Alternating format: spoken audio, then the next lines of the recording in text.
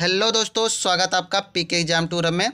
आइए आज का संपादकीय मैटर देखते हैं जो कि 80 WPM के हिसाब से होगा।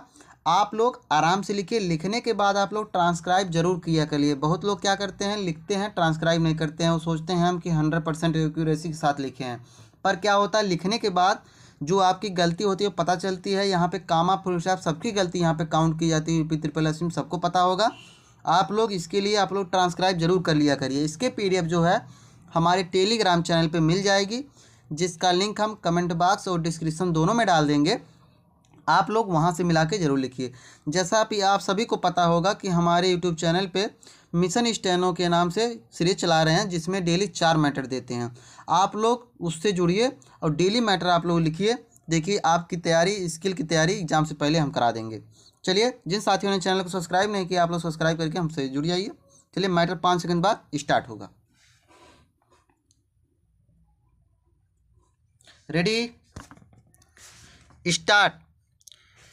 यह एक जगजाहिर तथ्य है कि दुनिया आज तकनीकी विकास के अगले चरण में प्रवेश कर चुकी है और कृत्रिम बुद्धिमत्ता इसका एक सबसे अहम औजार बनने जा रही है।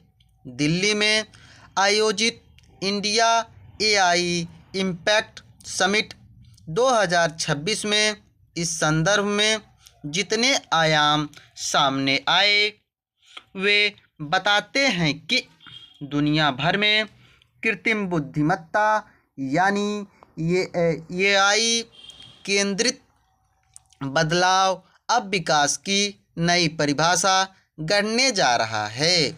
इसमें भारत की एक अहम भूमिका होगी और ख़ास तौर पर वैश्विक दक्षिण या विकासशील देशों में इसे नेतृत्वकारी भूमिका में देखा जा रहा है। गौरतलब है कि AI का इस्तेमाल अब केवल सुरक्षा के मुद्दे तक केंद्रित नहीं है और आज विकास के क्षेत्र में समावेशी, पारदर्शी तथा जिम्मेदार सुशासन के तौर पर इसकी भूमिका का विस्तार हो रहा है। जहां तक दिल्ली में हुई AI सम्मेलन का सवाल है, इसमें स्वास्थ्य, कृषि, जलवायु परिवर्तन, शासन और आर्थिक विकास के मामले में खड़ी होने वाली बाधाओं का हल निकालने के लिए कृत्रिम बुद्धिमत्ता के उपयोग को आगे बढ़ाने की ज़मीन तैयार करने की कोशिश की गई।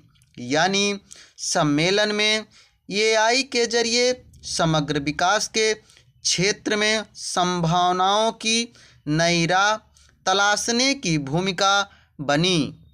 पिछले कुछ वर्षों के दौरान तकनीक, चिकित्सा और अन्य उत्पादों के निर्माण तथा उपयोग में AI का इस्तेमाल तेज़ी से बढ़ा है। विकास के लगभग सभी क्षेत्र में इसकी अहमियत जिस रूप में बनती देखी जा रही है, उसके मद्देनज़र भारत ने भी अभी से प्रयास शुरू कर दिए हैं। लेकिन यह भी सच है कि फ़िलहाल इस क्षेत्र में चीन और अमेरिका की कंपनियों का वर्चस्व है। निश्चित तौर पर भारत जैसे विकासशील देशों के सामने यह एक बड़ी चुनौती होगी। लेकिन यह भी ध्यान रखने की ज़रूरत है कि किसी भी समस्या से पार तभी पाया जा सकता है जब उसकी जटिलता को स्वीकार कर उसका सामना करने का विकल्प चुन लिया जाए। इस लिहाज से देखा जाए तो भारत का यह रुख तकनीकी प्रतिस्पर्धा के मैदान में चुनौतियों का सामना करने की ज़मीन तैयार करता है कि देश AI से डरता नहीं है, बल्कि इसमें वैश्विक भलाई के लिए समृद्धि और भविष्य की संभावनाएं देखता है। इसमें कोई दो राय नहीं कि AI अब भविष्य की दुनिया का एक यथार्थ है और विकास की पटकथा तैयार करने में इसकी अहम भूमिका होने जा रही है। मगर इसके समांतर यह देखने की ज़रूरत होगी कि नए बनने वाले ढांचे में समाज के सभी वर्गों के हित को सुनिश्चित करने का उद्देश्य किस हद तक पूरा हो सकता है। इस संदर्भ में एआई की बढ़ती भूमिका के दौर में बड़े पैमाने पर नौकरियों का दायरा सिकुड़ने और अवसर कम होने की जो आशंकाएं जताई जा रही हैं, उसका हल निकालना एक बड़ी चुनौती होगी।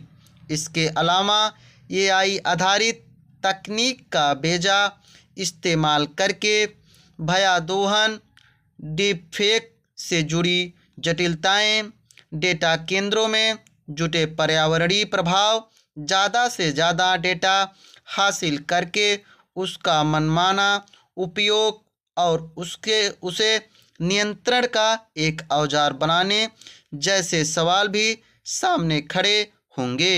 Full stop. आशा है कि आप लोगों ने मैटर बहुत अच्छी तरह लिखा होगा।